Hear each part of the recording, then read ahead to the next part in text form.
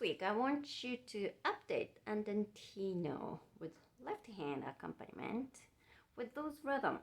One, whenever you don't have any indicated rhythm cues, you just hold that one chord, 5 chord. And then whenever you see those rhythm cue, you have to play those rhythm cue. So I will just play the left hand only.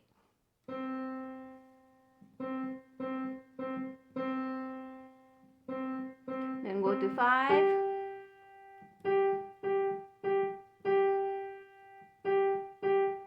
One, and the rhythm.